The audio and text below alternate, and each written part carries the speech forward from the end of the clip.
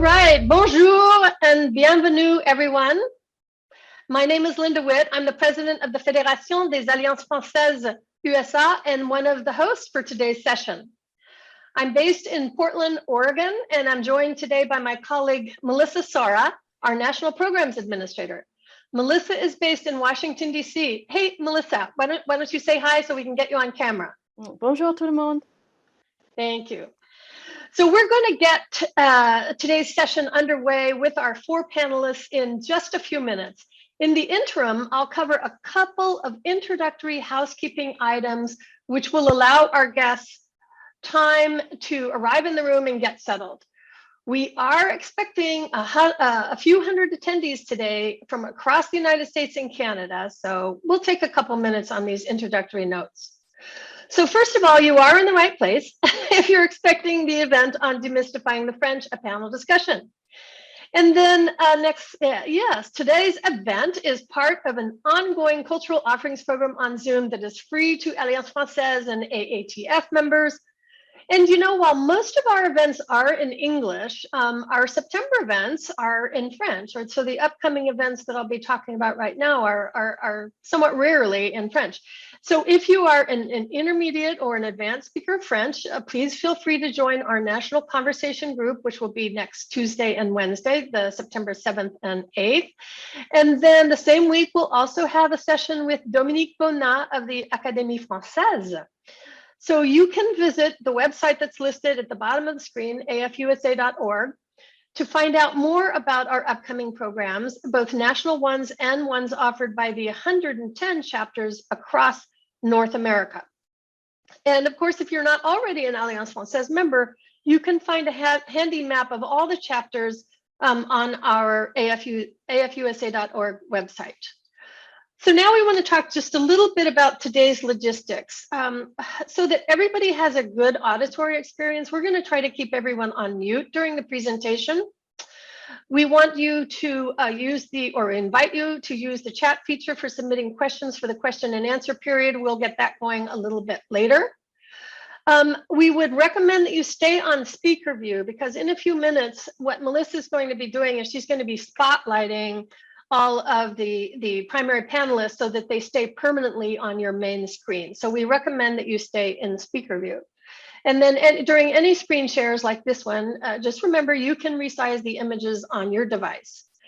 And in the event, you know, Zoom is pretty dependable. I should preface this by saying that. But in the event of very rare technical issues, we invite you to sign back on in a few minutes and then use the original Zoom link. And then finally, you've already noticed, I think, that this event is being recorded and our total runtime will be about an hour. Ready for our next slide, Melissa? In today's, let's see, I want to go ahead and introduce our panelists first. Let me just move to that. Janet Hulstrand has lived in Minnesota, New York, Washington, D.C., and France. She has a home in Champagne where she is working presently on her memoir. Janet teaches French literature and culture for City University of New York. You've probably read her articles in Bonjour Paris, France Today, and France Revisited. Janet is the author of Demystifying the French, How to Love Them and Make Them Love You, and Janet is the inspiration behind today's session. Harriet Welty Rochefort grew up in Iowa and has lived in France since graduating from college. She is the author of 3 nonfiction books about the French, French Toast, French Fried, and Joie de Vivre. Harriet's latest book, published in 2020, is Final Transgression, a novel set in France during World War II, and it's based on a true story from her husband's family. Harriet lives with Philippe in Paris. They divide their time between their apartment there and a home in Brittany.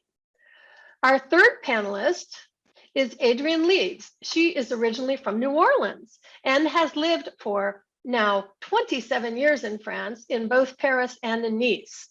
Her company, the Adrian Leeds Group, provides a full range of property and consultation services for primarily North Americans, doing French property the American way. Adrian, you might have recognized her, is the most popular real estate agent on the HGTV series House Hunters International. And as you might imagine, she is very busy these days helping clients buy and rent in France. And finally, our fourth panelist today is Mark Greenside. He is originally from New York.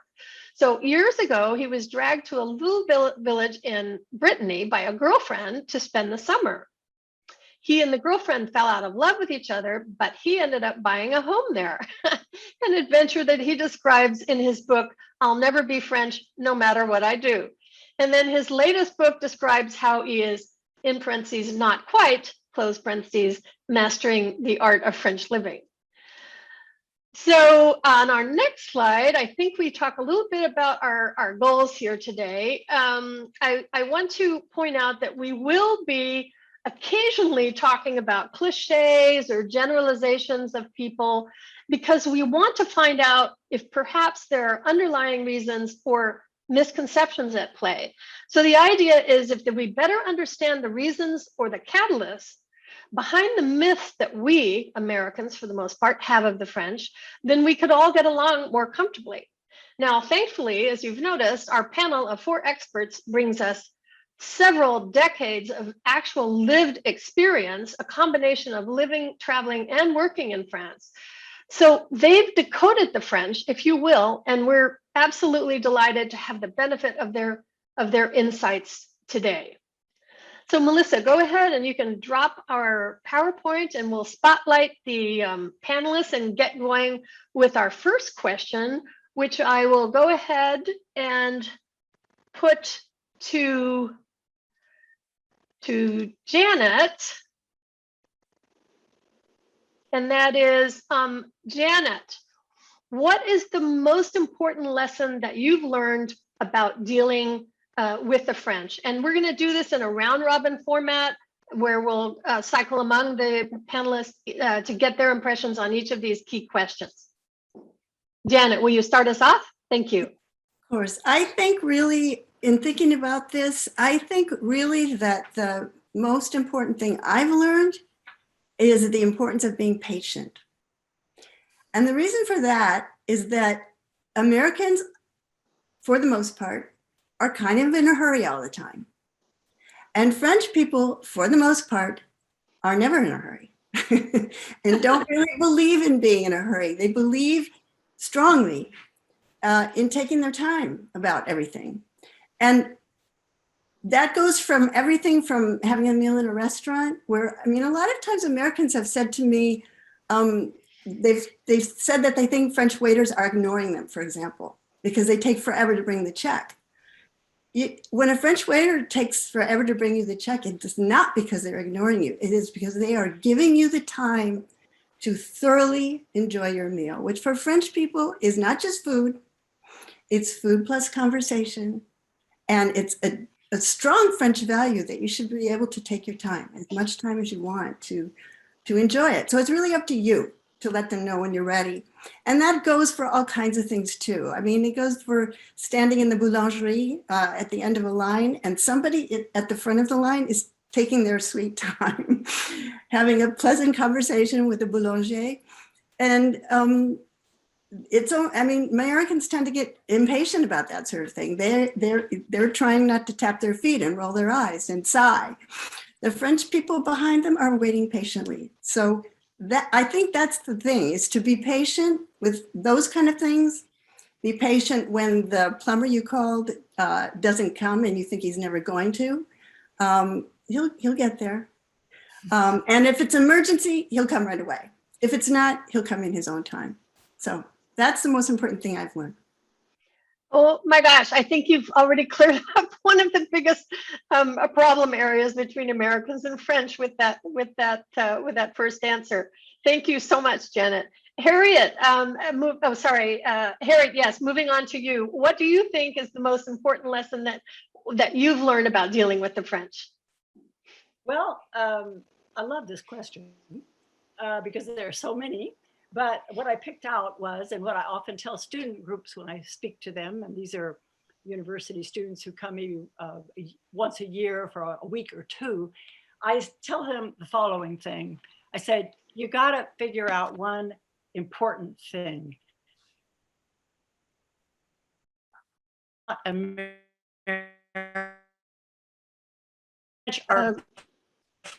Looks like we might be kind of having an internet connection issue with Harriet. Go ahead, Harriet. Okay, I got a message said it's unstable, but I hope it'll come back. Okay. You're back. Yeah, go ahead. So as I say to these students, their education, their long history, their attitudes towards sex and money and what is polite and what is not polite, and their profound beliefs such as secularism are very different from ours. And all of these result in miscues and misunderstandings a lot. It doesn't have to be, but I'm going to give you an example of one. You gave a very good one, Janet, about being patient. Americans should be patient. Let's take the matter of the matter of no. Many Americans say, oh, the French are always saying no, they're so negative and all this kind of stuff. But in French culture, no is not no. No means convince me. And I'll give you a little story about that. My husband took a very good American friend of ours to a little out of the way museum near Paris because there was some material he wanted to see in that museum. And so they went, and the American friend goes up to the desk to the librarian, and he tells her what he needs. And she listens, and then she says, no. He comes back to Philippe and to me. He's totally dejected, depressed, ticked off, and the whole thing. And Philippe said, wait a minute, let's just do this together. Philippe goes back to the desk with him, and Philippe says to the librarian, this is my dear friend. He is a eminent professor at a very prestigious Ivy League university in the States, and he is looking for this material that he wants to put in his book. Well, guess what? There was no longer a no. The librarian bent over backwards to help him. But why? He said to her what he needed. He didn't make any other contact. He didn't say, bonjour, I am so-and-so. I am from a university. She doesn't know if she's talking to him or to some garbage collector. So in France, you have to wrap things up. You have to put them in a context. And there are all kinds of things like this that are cultural that you need to know about. And one more thing before I end. People say, Americans always say, oh, the French aren't smile, they don't smile and they're not friendly. But that might be a little bit due not to culture, but to history. The French have been invaded 3 times, big time, as in your enemy is living in your country. So you do tend to get a little bit wary and suspicious, not only of the enemy, but of your fellow countrymen. What side are they on?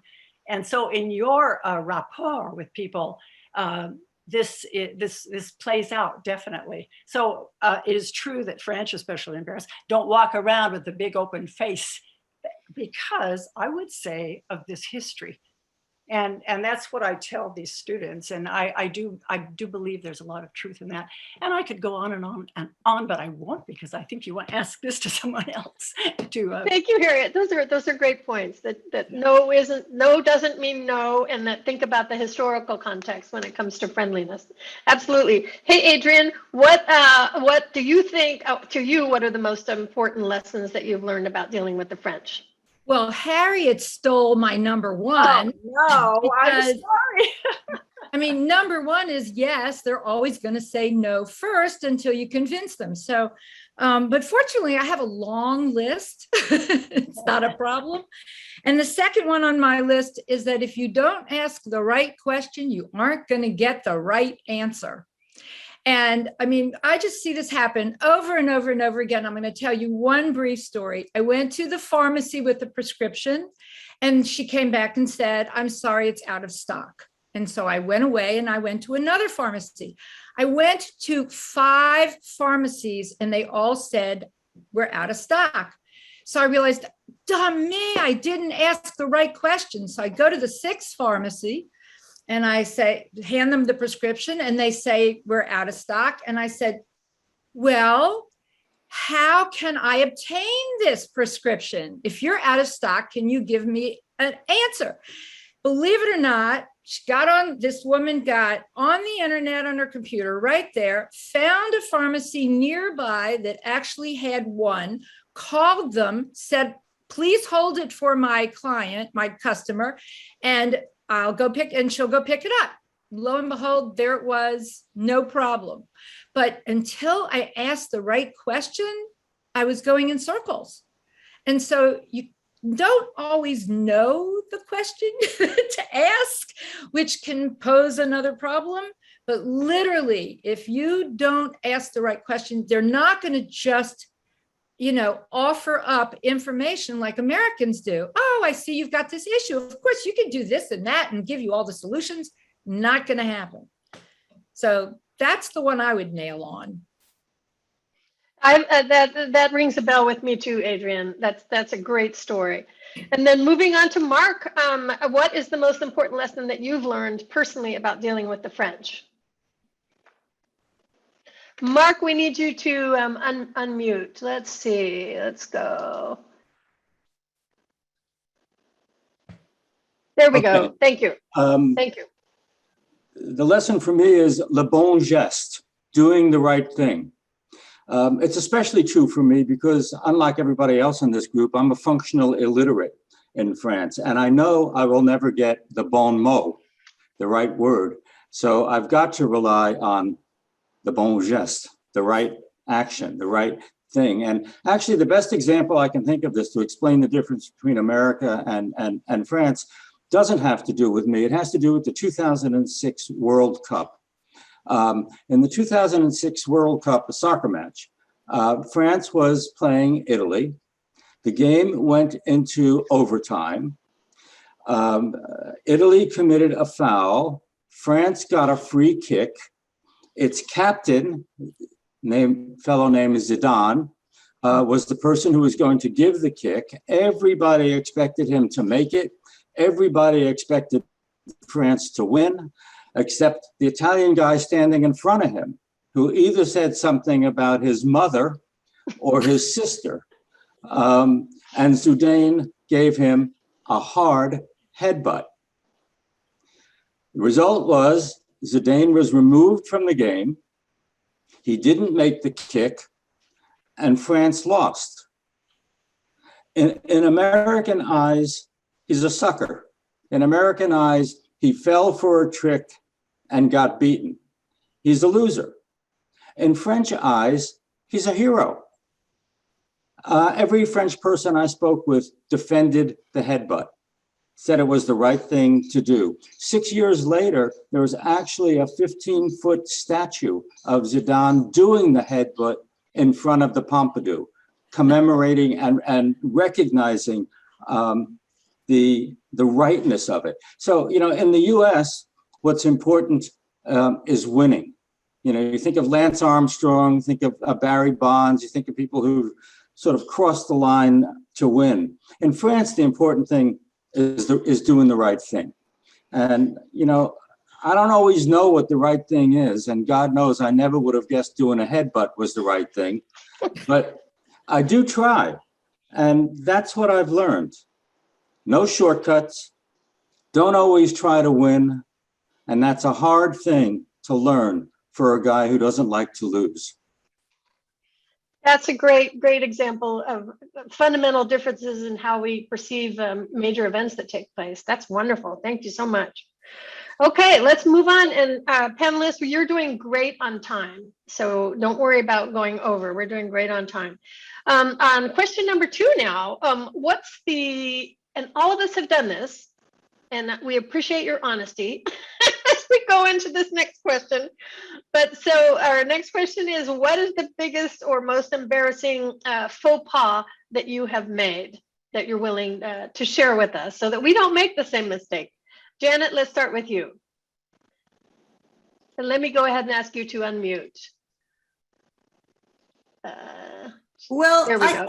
The biggest faux pas I made, I think I made because I didn't give sufficient weight or respect or awareness, really, to the way the French have this very carefully constructed rules of social interaction. So the specific thing that happened to me, and so if you think about, for example, what I mean, the whole thing about vous voyez and tutoyer, okay? So that's like an important thing in France, whether you use the familiar form with someone or the formal form. And for Americans, I think a lot of times this is just kind of annoying because you don't know which thing to use with whom, and you forget and you mix it up and all that. But actually, these things actually can be kind of handy in keeping certain boundaries the way they should be. And my mistake was in not recognizing, and it didn't have to do with tu and vous. But what happened is I live in this little village, and one day I was walking through the village, and this gentleman who I'd seen by, I knew him by face, and I suppose he knew me also by sight. And he was riding his bicycle. I was walking. He sort of slowed down and made a friendly gesture to introduce himself to me. I think we have mutual friends. I'm not sure why he decided to do that or what, but he did it in a very proper and formal way. He said, bonjour, je m'appelle monsieur, whatever. And I sort of instantly, just in my very American way, feeling completely uncomfortable with the whole notion of being Madame anyone, I put out my hand to shake his hand, and we shook hands, and I said, et moi Jeannette. So I said, my name. I introduced myself to him in my way. The problem is, and I realized it pretty quickly, is that he had set up a certain kind of relationship that was rather formal. And I had just blasted through all that and made it very informal. And the next thing I knew, this man, who's a very nice man and everything, but he was sort of inviting himself to come by and see me and have tea at my house, which was not what I wanted. So I had to figure out how to backpedal, to get myself back out of that situation that I had created by just not kind of being aware of, what I was doing. And so I managed to do it. But it was tricky. How do you do this without hurting this person's feelings? I didn't say, no, don't come out with me. But I did have to sort of convey that, I was very busy and I was working most of the time and whatever, and do it in a way that wasn't going to hurt his feelings or make me seem like a really awful person. So, I think it's really interesting that these things, they're actually useful. They're actually useful in sort of managing social relationships. And so anyway, that was my faux pas. Yeah, that's a great example. I know that unintentionally, many of us Americans have really shocked French people to their core because we are completely ignorant for the most part of the formule de politesse and the typical actions that are expected. Thanks so much for sharing that. Okay, and now we'll go to Harriet, and I got our order a little bit mixed up, but I'll go ahead and ask Harriet to unmute and take this question as well. What's the biggest or most embarrassing faux pas that you're willing to share with us? Well, it was mostly around food because, as you know, in France, you sit around eating all the time. And this was when Philippe took me to introduce me to his family. And so we're out in the country house and all seated at the table. And my future mother-in-law starts bringing out the food. And she's bringing out all kinds of food. And there are pâtés, and there are crevettes, and there's melon, and there's ham, and there's all kinds of stuff. And I'm eating, and I'm just enjoying it so much. And then there was, the pause, and I thought it was the end of the meal. And then she brought the rest. And the rest was full-fledged, the meat and the vegetables and the salad and the cheese plate and the dessert and the whole shebang.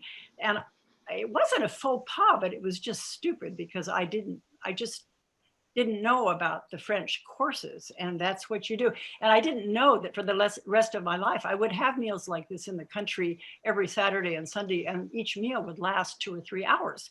So that was my first introduction. It wasn't really a faux pas. The faux pas was at the end of the meal. I said to her, and this will amuse people who speak French. I said, "Ah, merci beaucoup, j'ai bien bouffé." Bouffé is a word in French which does mean eat, but it's for animals. It's like saying, "Oh, I love the grub." I mean, it is just super vulgar. And fortunately, she had a good sense of humor, and she said, "Non, non, ma petite fille, c'est pas le mot." She said, "No, just you say j'ai bien dîné," or something else. Okay. And then next move that I made was, this is really, people never believe it when I say this. It's not polite to take the wine bottle and serve yourself. Even if the wine bottle's right in front of you, you don't do that. It's vulgar. And I did it. I did it several times until my husband took me aside and said, "No, you don't do that. There's a host, and the host does it." And I said, "Well, what happens if you're just dying to have another glass of wine and nobody's serving you?" And he said, "Well, you just wait. And if you can't take it, well, you don't deserve to be at the table." So that was another move that I made. And then another thing I did was I was in a formal dinner party in Paris, très chic. And we were seated at the table, and all of a sudden I felt a pressing need. And so I asked someone where the bathroom was, and I stood up and I left the table and went to the bathroom. You do not do that at a French dinner party. You take care of all your comfort needs before you go to the table, and you sit at the table for the rest of the meal. And if you do have some urgent reason to leave the table, you don't say, "Where's the bathroom?" or "Where's this or that?" You just slip away, and people don't, they could just figure out. So I did all these things, and probably a lot more than that, but those are the ones I remember the best. And of course, I would just make a remark here about when you learn French, I think everybody loves to learn slang words, the worst words that they can learn in the other language, and then to use them. But you do have to be rather careful with what you're saying. So. Oh, great. And then we'd love to say at the Alliance Française, we can definitely help you figure out what you can say and can't say in French. Thank you, Harriet. Adrian, how about you? What's the most biggest or most embarrassing faux pas that you'll admit to? How much time have we got? My list is so long, it's ridiculous, because getting the Americanism out of us is really hard, even though we know we're faced with all these cultural clashes. We can understand them, but to then behave like the French is near to impossible. So I think one of the worst things to do is just to assume that your Americanism doesn't care. And that's probably something I do every day, all day long, because I can't help it. But the one thing that happens over and over again is this need to be direct. So if you go like into the BHV, the department store in Paris, you're in the sous-sol in the hardware section, which I love. And if I say immediately, "Excusez-moi de vous déranger," without saying bonjour first, they're inevitably going to do this. "Bonjour, madame," and stop me and reprimand me. And, I've been here 27 years and I still do it. It's like, I'm pretty good now about always saying bonjour, but there are times you're just in a hurry. But like Janet said, you just have to take a deep breath, have some patience, go through the formality of bonjour, which I know we're going to talk about this later. And that's probably the number one and most frequent, at least, if nothing else. Okay. That is a good one for Americans to learn. And it's very heartening for me to know, Adrian, that you still sometimes might make this mistake because it's an instinct for all of us. I mean, it's a hard habit for all of us Americans to get into because we have to undo our own way of thinking about what we say when we enter into a restaurant or a store and so forth. Thank you for sharing that. Mark, how about you? The most important or biggest, most embarrassing faux pas? You know, I have so many, they come in categories. So I've got the bathroom faux pas, where I leave the door open to both air out the room and to indicate it's not occupied. French people come in and they close the door. I'm embarrassing myself by leaving it open. Same thing with the bedroom. I leave the bedroom door open. I like the flow of air through the house. You know, French people come in, they see the bedroom door open, they're embarrassed for me, they close the door. Kitchen faux pas. I walk into the kitchen uninvited, unasked for, unwanted, thinking I'm going to help, but in reality, giving the chef one more thing to do. Take care of me, take care of my needs, instead of just cooking the meal. And lots of food faux pas, cutting the cheese wrong. You know, just not knowing how to do it. And then inviting people over for dinner, and it's a really hot day, and I decide, well, you know, I should do like what I do in California. I make this huge garden salad and put it on the table, and, you know, we'll have this salad for dinner, which is not the 7 courses that everybody expected. And they made that pretty clear that they expected the 7 courses. And that another group wasn't too happy when I invited them for dinner and ordered pizza and brought pizza in. And again, it wasn't the 7 courses they expected, and they were disappointed, and they let me know. Lots of spoken faux pas. There was a time I bought a hose for my friend Madam P, a garden hose, but I used the wrong word when I was telling another friend about this, and I said that I bought her hosiery. And that sort of made his eyes sort of spin. There was the time I forgot the word for milk, cafe au lait, you know, lait, milk. And I remembered the word for cow, vache de Curie. And I was out buying milk, and all I could come up with was, s'il vous plaît, le jus de vache, please. I wanted to buy the juice of the cow. And amazingly, I got it, you know, without much of a smile even. But every other time I went back to the same store, he didn't wait for me to ask, he just gave it to me. But the most embarrassing one actually is one that involves friends. We were at a friend's house, our next door neighbor actually, for dinner. And, you know, it was one of those proper 7-course dinners, and it was long and it was delicious, and there was lots of wine and lots of conversation, and it was just a generally wonderful time. And about 2:30, got up and, you know, we're going to walk home and call it a night. And I give this whole long speech in French about thanking them for the evening, you know, thanking them for the meal, thanking them for their friendship, thanking them for everything. And I say, la prochaine fois à chez nous. We walk out and I wave, à demain. The next day, there's a knock on the door at 8 o'clock at night. I open the door. There are my friends, Bruno and Françoise, obviously ready for dinner, except we're not going to be there. We're going out to another friend's for dinner. So I explained to them that, you know, I said, la prochaine fois à chez nous, the next time, not tomorrow, some other time in the future. And then the worst thing started happening. Bruno, my friend, started apologizing. How did I get this wrong? I'm so sorry I made this mistake. I shouldn't be here at your house. I'm not really invited for this. I should have known this. And then I felt terrible for making him feel terrible because I was so stupid.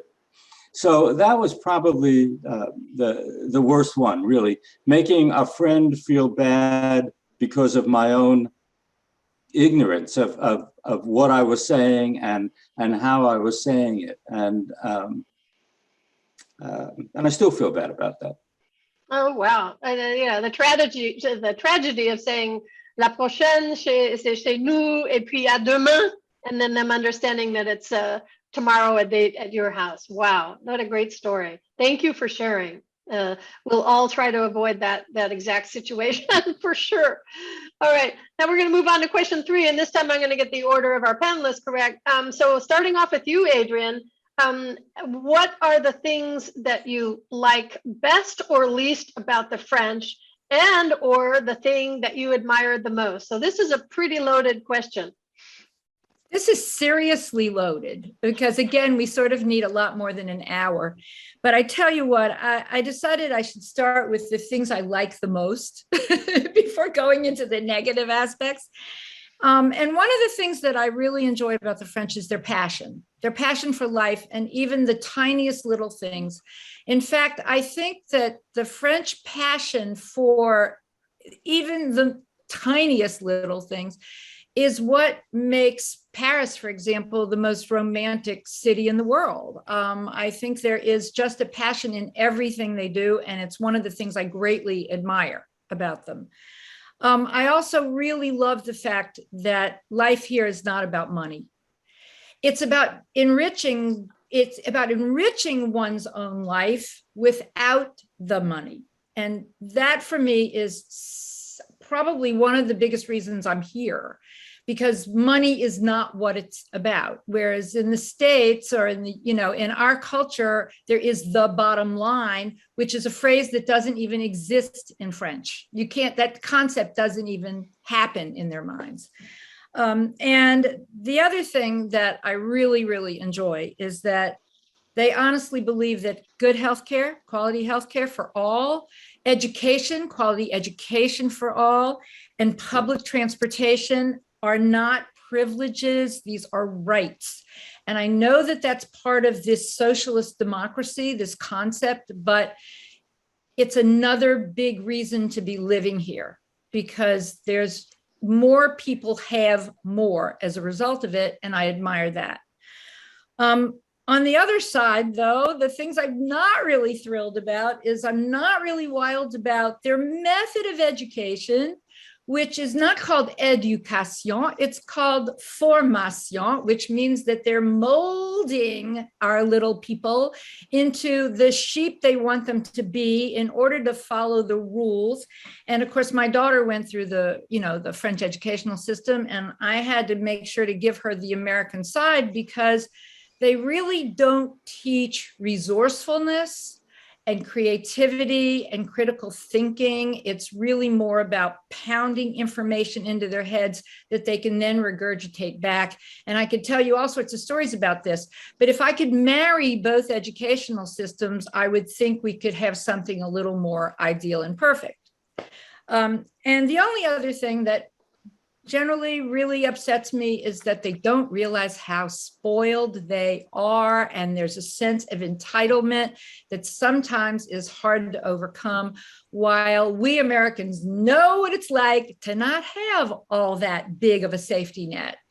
But as I said, we could be on this subject for a long, long time. Those are great insights, Adrian. Thank you so much. And then Mark, we'll go to you next on this one. What do you like best, least about the French, or what you admire the most? Okay, I'm gonna start with least. One of the things I like least is that the French people seem to lack the gene for line formation. They can't form a straight line. I don't know if you ever tried to board an Air France flight, but all the Americans and the English and the Germans and the Scandinavians are all waiting in line to get onto that plane. As soon as they announce boarding, it's like this wave of French people. They come in from all sides, all around you. They form this huge wedge, and everybody goes through, everybody gets a seat, but there's this almost genetic inability to actually get in a line and stay there. Another one is that I have to be careful with, and that is that French people are pretty easy to offend and pretty easy to hurt their feelings. And they don't like to be made fun of. So at my 50th birthday party, where I had 25 Americans and 25 French people. The Americans, of course, gave a roast, and the French people were shocked. It's his birthday. He's paying for the meal, and they're saying these nasty things about him, including his mother. So they were, yeah, you don't want to offend French people, and it's easy to do. The other things that I don't like really are annoyances, and they're more about, well, they're as much about French people as France. No screens on windows drives me nuts. No shower doors or shower curtains. It's impossible to take a shower, for me, without soaking a bathroom and then having to explain it. The hole in the floor toilet that still exists in too many places. Road signage, which all of a sudden disappears, or arrows pointing in directions I can't figure out if I'm supposed to go left or right or straight. And round points. Round points in the countryside, every 10, 15 kilometers, you have a round point, and nobody has the right of way. Nobody knows what to do.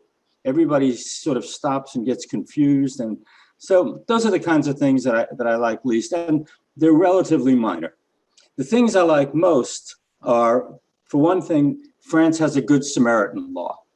And to anybody who knows me, I'm an accident waiting to happen. Having that law is a wonderful thing. People have been very helpful to me, very considerate, understanding, thoughtful, and kind. I can't tell you the number of guardian angels and caregivers that have really taken care of me and walked me through, held my hand, walked me through, and really responsible for my own survival there. What I like most is that French people accept me.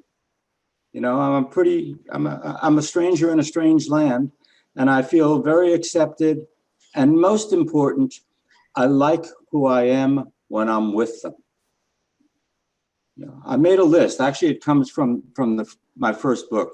But when I'm with them, I'm trusting, accepting, open, accommodating, patient, respectful, childlike, in the present, not afraid to fail or be foolish. I feel connected. I'm dependent. I'm conservative, to my surprise. I feel wonder and wondrous, and I'm grateful. Or, as my wife Donna says, I'm a lot nicer in France. And it's true. French people seem to bring out the best in me. And what's not to like about that? Oh, thank you, Mark. What a wonderful answer for us to reflect on. And then Harriet, let's go. Let's see. Let me make sure I have this right now. Actually, we're going to Janet now. Your things you like best, least about the French, and the one thing you admire the most. And maybe we'll shorten these answers just a bit because we're running into our Q&A time. Janet, we need you to go ahead and unmute. Okay. The thing I like best really about the French is their love of, or maybe as Adrian was saying, their passion really for learning. And I know what she said about the French educational system is true. I've heard that from lots of people. I think it can be pretty rigid and, and all that. Nevertheless, what ends up happening somehow is that in France, you're surrounded by people who find history, art, literature, language, they find these things fascinating and they like talking about them. And I particularly like the way that they instill and nurture that in their children. And it's in all kinds of ways. You see parents with, one time I was at Giverny and I saw this father or maybe grandfather with a child about 6 or 7. And they were looking at, they were out in the garden part. And as I passed by them, he was saying, "Regardez la composition." He was talking, look at this composition of this beautiful place. I mean, instilling that sort of appreciation, really. I love listening to French radio because there's all these great programs. And one of my favorite things, I mean, I always learn a lot, when I listen to French radio, and I never know what it's going to be about. But there's several programs for kids where they have children pose questions for government ministers, business leaders. Last week, I heard a couple children giving questions to Thomas Pesquet, I think his name is, the astronaut who's up in the space station. And they ask their really innocent little questions, and they get really respectful, interesting answers. And so that's the thing I love the most about them. And there's really very little I don't like about them, except that for some reason, lots of French people don't seem to answer their emails. And I don't know why that is. Oh, that's great. Thank you so much, Janet. And then Harriet, if you'll unmute, we'll go ahead and wrap up question number 3. The things that you like, maybe we'll just focus on the things you like best, least about the French, because we're running into timing issues. Go ahead. Okay, I will go fast. I have been here for 50 years, 50 years, married to a wonderful French man, and he is the thing I like the best about the French.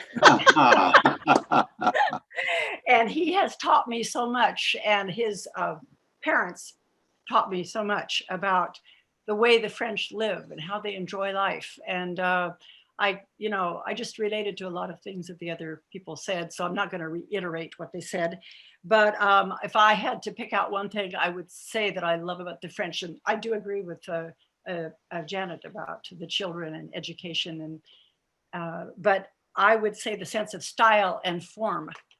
The French need that form, and they have it from their history, the form, the tu and the vous, and all these things that make it a cohesive society, which it needs to be, because everyone is always arguing and having a different point of view. But there is this form that keeps everybody in line and together. And the sense of style, the way people put on a little accessory on a piece, a little black dress, but you dress it up with an accessory. Or you have just boiled potatoes, but you put on the parsley and it looks prettier. And you have a little simple dinner, but you put flowers on the table. There are all these little things of life, and it go back kind of to what Adrian said about money. It's not about money. It's about style. It's about enjoying life. And I really like that. And I rejoin also Adrian for the French health system. We could say a lot about that. And I'm a recipient of it. And when you say it's not about money, I was in the dire straits one day when my heart was shooting up to 300 a minute or something. It was quite incredible. I go to the hospital and the doctor came by and she said, "Oh," she says, "well, it looks to me like you need some help right now." And she drives me off into this little room. She gives me a shot, bah, like right then. And the heart went back to a normal level. And then, she wasn't, we didn't go through this huge protocol. She just took me into this room and did it, kind of thing. And I just can't even imagine this in the States. And this did not cost $1 million. We're talking like maybe $50 at the most, and not even. So anyway, I'm a big proponent of French healthcare. I really like it. And then what I don't like, very quickly, I get very nervous about the perpetual disagreement and strikes and demonstrations all the time. It tires me. But then once again, since I tell people that they must appreciate French culture, I explain it to myself by saying that this is an integral part of French life, that the French love a good fight. And by the way, the subtitle of my book, Joie de Vivre, is Secrets of Wining, Dining, and Romancing Like the French. But I proposed to my editor in New York, Secrets of Wining, Dining, Squabbling, and Romancing Like the French. And she absolutely hated it. And I said, why? And she said, because that's very negative, fighting. And I said, but that's what the French do all the time. They fight, that's the point. But no, I didn't get it in there. But anyway, the French like to discuss and they like to fight. And so, okay. And then lack of customer service. Well, that's just one point about that. Once again, there's a cultural reason for that, which is the person who's the salesperson wants you to know that you could give him all the money in the world. He's not your lackey. Okay, so here we go back to égalité. I'm your equal. So So, and at the end of that, I could go on for a long time, but I know we're running out of time. So. Oh, that was so interesting. Thank you so much, Harriet. So we have one last question, and at the same time that we're taking the very quick last question, because we have about 10 minutes left in our session. Melissa, have you opened up the chat yet? Do you want to go ahead and open it? That way, Yes, it's opened you up. folks in the audience, if you have questions, Melissa will be going through those and we'll offer some of those up to our panelists. In the meantime, we'll go ahead and take our final prearranged question, and that is, Mark, starting off with this one, what is the single, and we'll just keep it maybe to one tip. What is the single most important tip that you have for travelers to France? So this is a lot like the bon geste, only this time the word is politesse, politeness. You know, everything your mother and your grandmother taught you about manners is true in France. Adrian said this before, say hello, bonjour, whenever you meet or greet anyone, anywhere. Everybody gets a bonjour. And when you leave them, everybody gets an au revoir or some version of goodbye. If you ask for something, say, s'il vous plaît. And if you get it, or you get something close to what you wanted, or close to what the person who heard you speak thinks you wanted, say thank you, merci. That's it. Anything else you do is gravy. You can ladle it on. If you're in France, speak French. And before you go, read The Bonjour Effect by Julie Barrow and Jean-Benoit Nadeau, which really stresses the importance of following the prescribed conversational and manners required for the situation. Politesse. Be politesse. Have politesse. That's it. Okay. Politesse. Thank you. Thank you, Mark. That is great. And then Janet, we'll move to you on this one. The single most important tip for travelers to France. The single most important tip for travelers to France is to, before you say anything to anyone, you say bonjour. Extra points for saying bonjour, madame, bonjour, monsieur. And it's to anyone. Before you ask for directions on the street, you say bonjour, and like that. I even realized when we went to a McDonald's drive-through that some French friends were very excited about showing us. And when we went through the drive-through and my friend rolled down the window and said, bonjour, monsieur, into the speaker, I thought, okay, you got to say it everywhere, absolutely everywhere to everyone. That's what a good point. I wouldn't have thought to have asked that. Also at the drive-through, everybody. Let's make sure we all have that. Also at the drive-through, very important. Okay, and then now we have Harriet for the most single important tip for travelers. Harriet, we got to have you go off mute. Back with you. Okay. Okay, well, that bonjour thing is obviously very important. And why is it important? It's important because you acknowledge the other person. That's the point. We Americans are in a hurry, you know, so, hey, you know, we got this done, let's do it, you know. And so why even bother to say hello? But the French aren't that way. And for the French, that is extremely insulting to be treated as a cipher. So bonjour is extremely important. And as you say, Janet, extra points, bonjour, madame is the correct thing to say. And bonjour, mademoiselle, etc. I would say something else, something important to do in France is hang out in cafes. You don't have to go to every museum. You don't have to have guided tours. Hang out in cafes, drink the cafe, interact with the waiter or waitress. Look at what's going on around you. And when you walk down the street, put your eyes up and look at the architecture. Now, you may not know what century of a building you're looking at, but the more you look, the more you'll find out. And this just soak things up. And then a final thing to do, which is a whole bunch of fun. The French have gotten real big on hamburgers these days. So watch the French eat their hamburgers. You will see lots of people with knives and forks. And how about pizzas? Do they eat pizzas with knives and forks? Oh, absolutely. It is so tacky to eat it with your hand. Okay. All right. Very excellent points, Harriet. And then I think we have Adrian will wrap up our question number 4, your most important tips, Adrian, for travelers to France. And by the way, all of you in the audience, if you haven't had your questions answered, go ahead and start putting them in the chat, and we'll have time for a few of those. Thank you.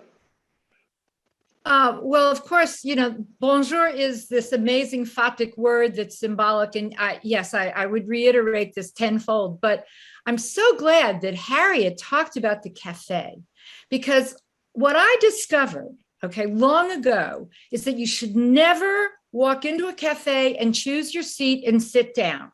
You need to ask permission.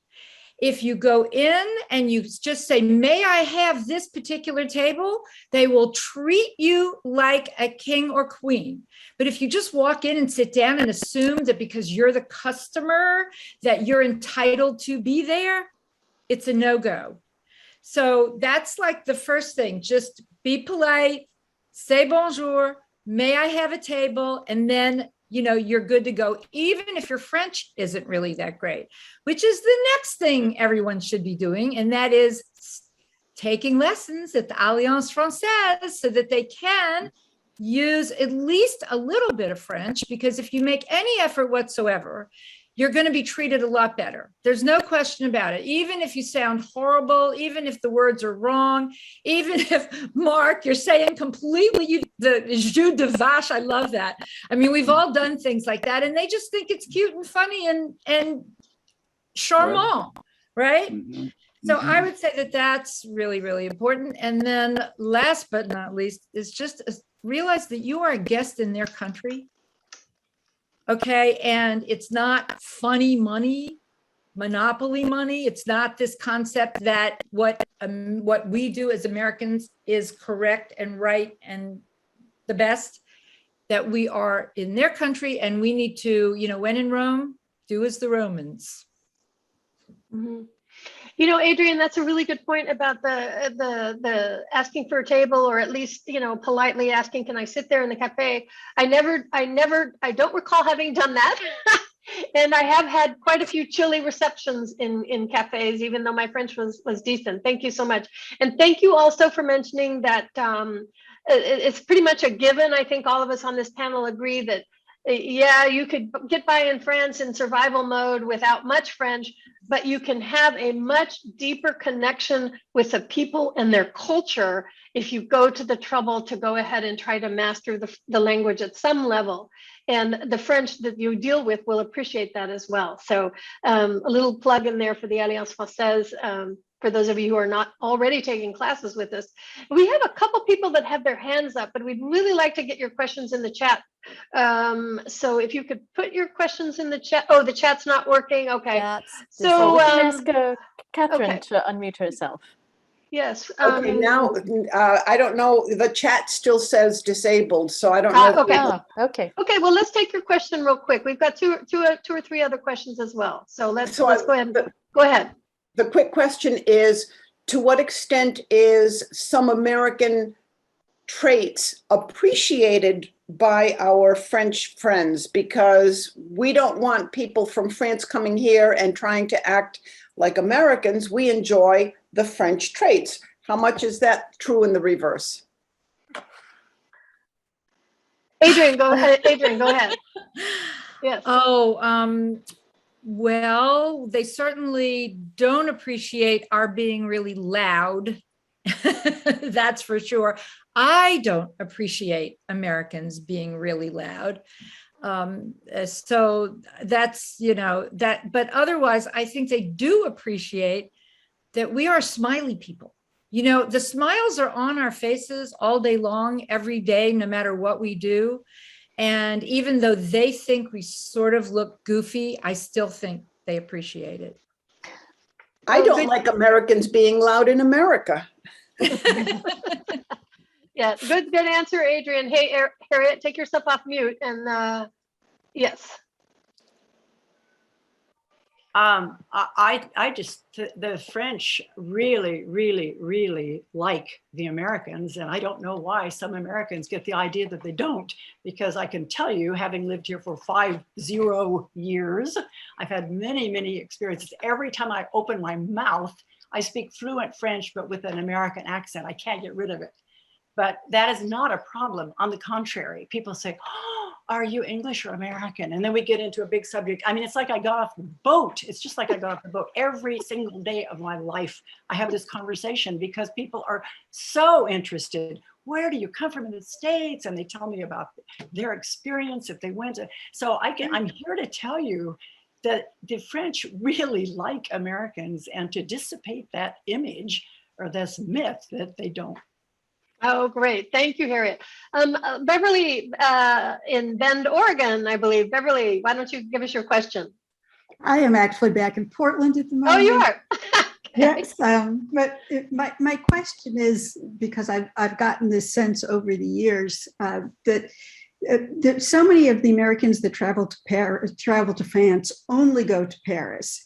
And I wondered the extent to which you believe that the Americans have that the French are rude comes from the fact that they are visiting Paris, which is a multinational, intercultural city, much like New York is to the United States. And that I think if your impression of the United States was New York only, you would have very much the same sense that all Americans are rude and impolite and impatient. And Paris and New York probably have more in common with one another than they do with the rest of their respective countries. And I wonder if you think that's a fallacy, if there's any truth to that notion.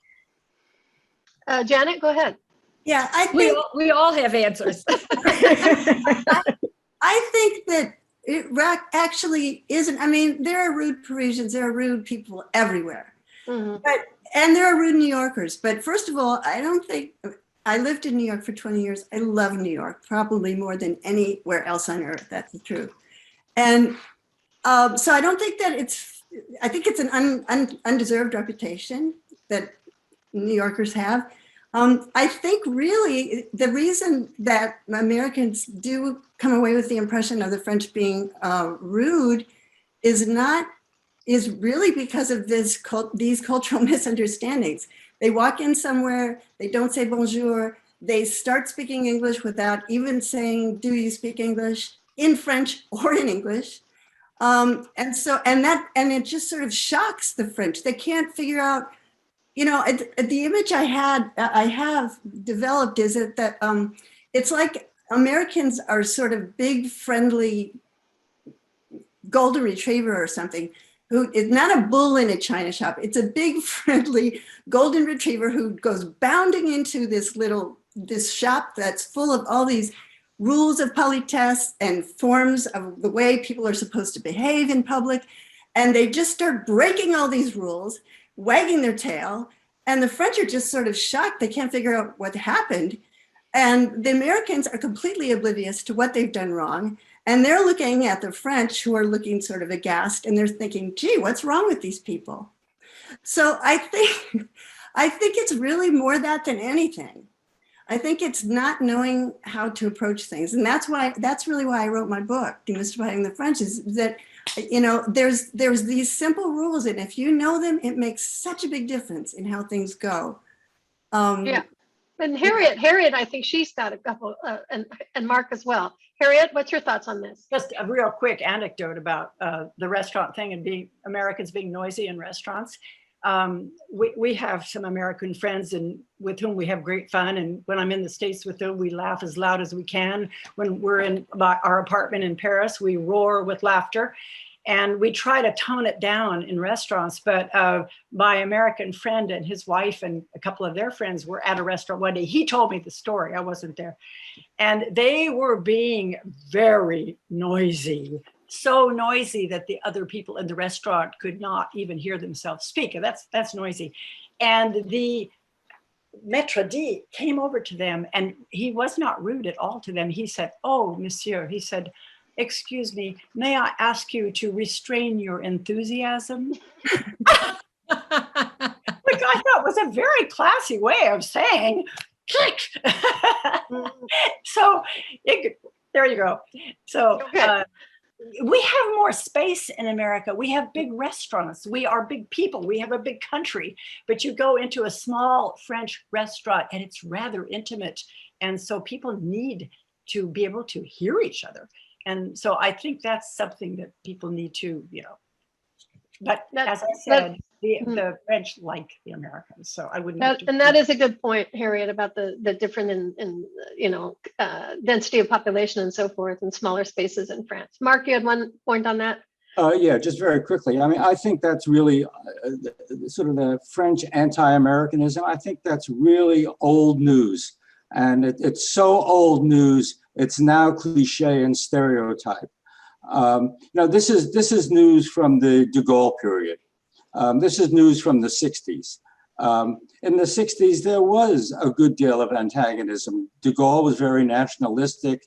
The Vietnam War was going on, and French people in the country hated it. Americans probably were a bit more full of themselves as Americans than people traveling today. And I think, what existed 50, 60, 70 years ago is not the case anymore. I mean, when I was there in the 60s, I experienced things that I was not really happy with.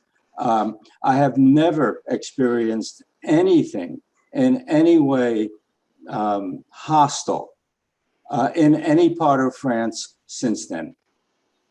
Oh, that's great. That's great. So an improving scenario, something for us to look forward to. Good news. Great. I think we can take one last question, and then we'll need to wrap it up by turning everybody's microphones off and applauding our panelists. Let's go ahead and take Susan. Go ahead. Take yourself off mute if you can. Let's see. Okay. Thank you very much. I was just wondering, in the discussion about political exchange and how the French love to argue and get into contentious debates, how would you contrast that with what you've seen or know of American, I can't really even call them debates, but sharing their differences or exchanging views? How would you compare and contrast those two populations, if you will? Adrian, do you have any thoughts on that one? Well, it is absolutely fascinating. The French do love to debate political topics without it becoming personal, which is something that Americans have a hard time doing. And in fact, during the 4 years of Donald Trump, they didn't even blame us for that. They just sort of looked at that in wonder, like, how did that happen? And they were very open about all of that debate without it becoming well, you're on one side and I'm on the other, and it's not divisive. And it's actually one of the things that I really enjoy about this culture, that you can do that. You don't have to be so politically correct all the time. Yeah, that's a really good point, Adrian. Between all the questions and everything, we have covered a huge amount of information, and I really thank our panelists very much.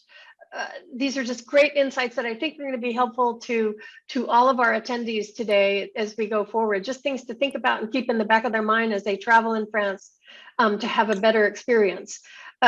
We would like to ask now, Melissa, if we can take everybody off mute or allow them to unmute themselves. Yes. And folks, if you can unmute yourselves now and do a little bit of applause. And our panelists, if you want to put yourself on gallery view, then you can get a view. Bravo. Thank you. Merci. Bravo. Thank you. I'd like to thank Merci beaucoup. Dan and Hulstrand for organizing to begin with, and Merci beaucoup. Thank you, everyone. À la prochaine.